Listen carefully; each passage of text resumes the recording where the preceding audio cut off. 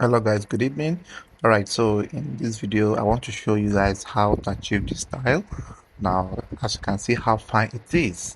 Now here I have my paper with the length I have is 12 by 15 depending on your choice. Then fold this way. Then this first fold in here is 1.2 by 1.2. That is for the middle point, or you can still do it at 1.1, 1.1 or 1.5, 1.5 depending on how you want the middle to be. Then fold in this form, then extend the line in order for you to get a perfect shape there, right? As you can see how I am marking out the lines from the foldings. Now you have to draw a line across this way to make sure that they're equal, then fold the side to come to the middle, right? The reason for this folding is to make sure you get the perfect points for your other angles, right? Then iron properly as shown, then open it up. As you can see how the lines are showing clearly, so you now draw the lines connecting the dots accordingly, right? Now this will help you to have a perfect shape on all panels. This is one of the simplest methods you can use to achieve that style. So kindly drop the dots for you to know where to join, right? So join all through this way. Make sure you watch the video to the end and also give me a thumbs up, subscribe to my channel, and also invite your friends to come and learn from us. So here I am having an extension of 1 inch on both sides. So that means that this paper will be used as a pattern paper, and which I will transfer this on another paper.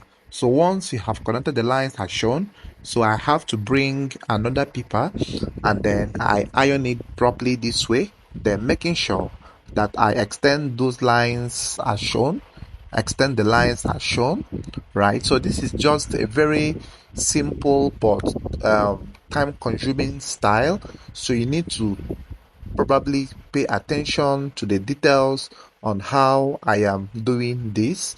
So I'm trying to make sure that these shapes here are completed, right?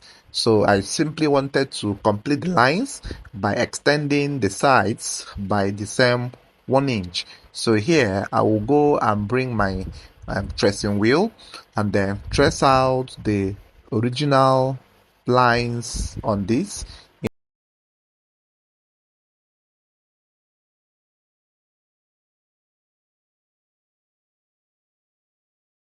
All across the lines to make sure that it replicates on the other paper, right?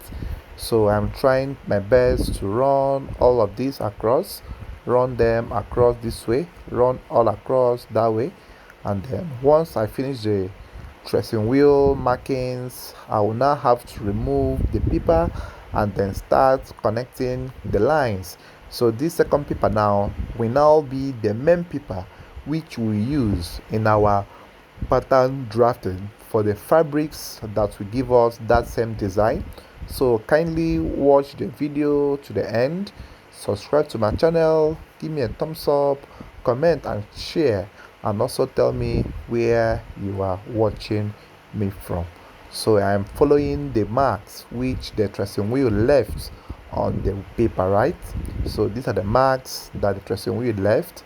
So these are the lines I am following to do the marking. So I am done marking out now. So the next thing to do now is to cut out the panels. All of these shapes will be cut out one after the other, right? One after the other. So trying to place a tape there because there seems to be a bit soft, so it doesn't tear off. Then cut out the lines as shown, cut them off as shown.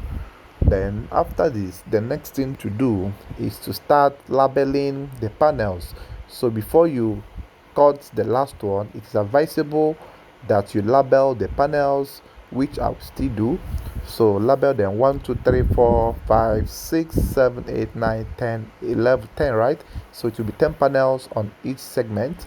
Then making sure I am trying to explain this again to my students who just walked in on what I am doing, right? So now after this, the next thing to do is to label the whites and the coffee brown, or depending on the color of your choice. So label them before you slash all those components um, apart, right?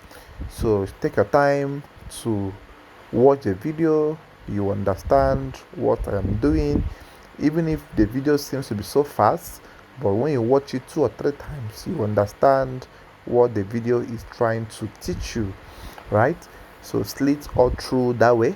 So after the slitting, the next thing to do now is to label them and then place it on the corresponding colors of the fabrics and then replicate the cutting.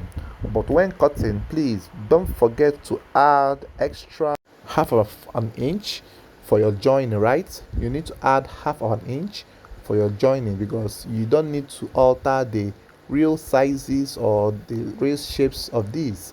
So I'm trying to rearrange them, and then before I come and label them, but then it's better off you label them before you slash, right? So just take your time, label them, and then duplicate the cuttings into 4 for each of the panels, right? So invariably you are taking only 3 different shapes here to cut them into four different colors. So it's four colors, right? So that when you now join them, it gives you the corresponding color. Then after this, now the fabric drafting is what I will do, and then subsequently the sewing. So you will watch the video to the end, see how it was cut, see how it was sewn, and also see the fitting on my client. Alright guys, thanks for watching. Continue to enjoy the rest of the video, and make sure you comment. Also tell me how fine this style is. If you like the style, give me a thumbs up and comment. Thanks for watching guys. See you in my next video.